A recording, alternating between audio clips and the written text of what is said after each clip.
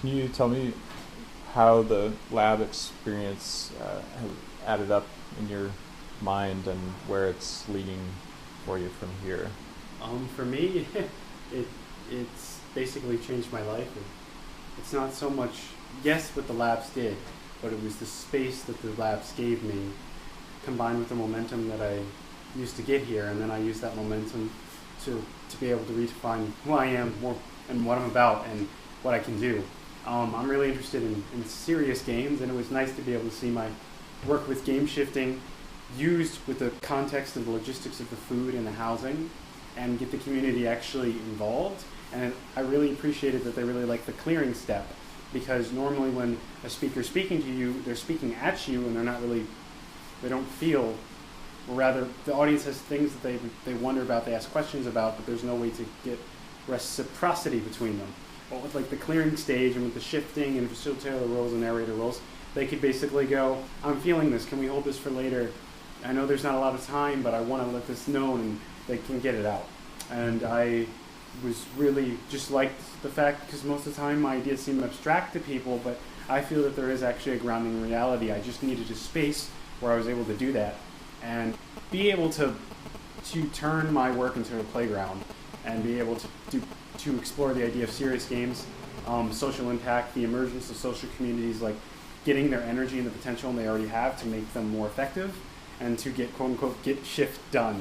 So that's what I'll be doing right now. Right now I'm going to a place called Play Nexus to improve game shifting and hopefully connect with them there, and also engage some of my other latent ventures which I had to put on hold, and continue to gain more skills and basically for the moment self-educate myself with books that I can buy online or in a library, and blog some and learn more media and tech literacy. And I need to be able to get some media stuff, but that's okay, I'll get it.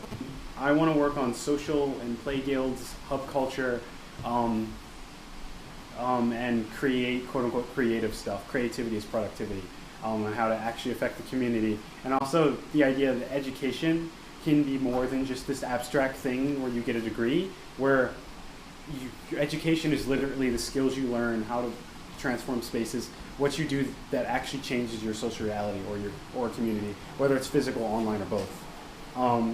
And as far as wants and needs, just I haven't really put myself out there besides Facebook and Twitter, and even then, my story has been changing, and I had to use that as a medium to express myself and some more extreme stuff, but it's not really going to be about that anymore. It's going to be about what I'm building now, the story I'm building now, not the story I was fighting. So I guess for people to pay attention to the story, and then on those platforms, I will post more about other ventures, and I'm thinking maybe I might get a website or something, but that's not really a priority. If I use other platforms, I'll let people know, and then from said platforms, I will say what I need. Right now, I'm still exploring a lot, but I do want to change communities. I do want to create hub cultures, game guilds, intentional communities, and I pretty much am open for anything. So even if it's not even in my skill set, if it sounds interesting, I want to do it. And I'm really interested in like inter-paradigmatic learning and pretty much anything. Mm-hmm. Do you want to do a quick run through your couple of favorite hand signals or dance moves? That'd be fun just to see the dance visual. Moves. I haven't really. Oh, dancing. You don't want to talk to me about dancing. But anyway, hand signals. This is I'm totally feeling your energy. So audience, yeah. Even though this is digital and this is technically only an abstraction of me, I totally feel your energy. And I do trust the group. I totally trust my audience here and their feedback. And please fill out Ben's feedback form because he's really looking for that. I didn't feel like this was awkward. This is a signal I made, though it wasn't official. And if there was anything that you didn't understand, get back to me. And this signal means I hear you, but can you rephrase it? I don't quite understand. Or if there's anything more, please let me know. That's a little bit more than how signal works, but that's just how I'm using right now. So totally open here, totally open to learn, and I hope everyone's life is awesome. So that's me with Kyle Style Energy here. All right. Peace out. I think I feel most excited about the relationships that I've formed here and how much I've learned about myself and been able to move my experiences from one perspective to another through meeting with people and relating to people, both inside the project and the people who have been connected from the outside. That's really emerged through simply meeting people and seeing what other people are doing and being inspired by the visions and skills of others, and combining those with my own visions and interests and skills has been far more magical than just having them myself. And so I see potential for building spaces for myself and others. I see potential for reconnecting with the land and helping people. I see potential for doing activities within the community that have arisen out of my experience here in the lab. Activities with the imagination, activities with types of soul re-enchantment through astrology and dream work, and working with the imagination. And I wanted to do all these things coming in. I thought these would be a part of my life, but I didn't know how to do it, and so this has been a great place to test all those types of skills and interests out, and it's been wonderful. I couldn't have imagined how many people would be so receptive to it. So I've overcome a lot of fears or worries there, and I've kind of been able to figure out some of the things that people really are hungry for and that I can provide. What drives me is the opportunity we have here in these very intense times to really experience that richness through our bodies. There has been an emphasis here on using all of our capacities, and this body that I'm in has experienced being a young child, and has experienced being a teenager, and is now experiencing moving into like my 30s and in adulthood. And so while I've been here, I've found out of necessity, if I want to get stuff done, if I want to stay energized, that sometimes I've reconnected with the importance of bringing out all my past experiences through my current body and my current mindset. We've done a lot of relatively intense sharing and attempts at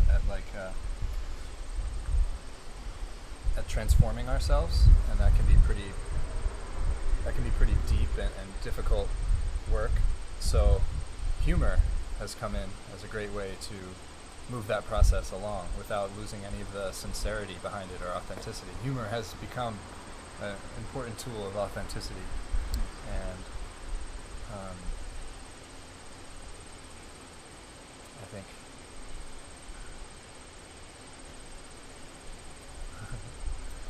it's not so much a resorting back to humor, but actually using humor and using childlike play and somewhat just even acting confident or acting a certain way through the body brings a different flavor to things. Nice. Yeah, I've done a couple exercises where quite simply we've gotten together. I had one time where we got together as an enclosed group, and then one time where we got together at our showcase, so people from the community came. And both times we simply wrote down some things we'd like to see happen in our lives and that we'd like to experience, and then we turned on some music and spent 5 minutes creating that world and being in that scene that we want to be in, using our imagination. And what's been so amazing about that is how much people have enjoyed it and the reactions certain people have had. So some people have said, oh, it was so great to flex my muscle in terms of actually seeing what I want to see, because I found that my imagination couldn't see what I didn't want to see. So I was focusing on things I didn't want to see, but then using the imagination I could create things I did want to see, and that was a totally different experience. And like, wow, how little time I spend here. And that was a reaction I had from many people, and that was beautiful and totally valuable. And I think the way I experience life is that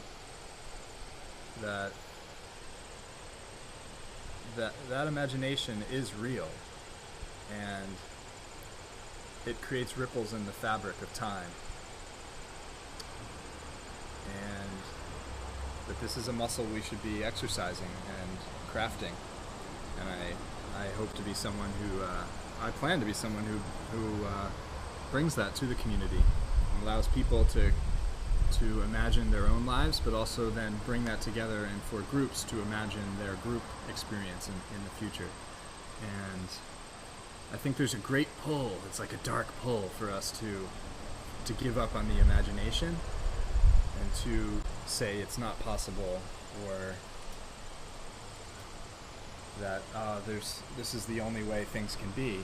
And no, the exact opposite is true. We're always reshaping and recreating our experiences and using our imagination and everything that's right there at our fingertips, our emotions and our feelings and all sorts of senses.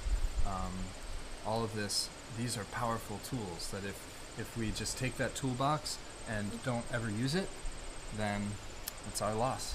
So my job is to bring that toolbox back to people, open it up, and teach them to use those tools while I also practice as well.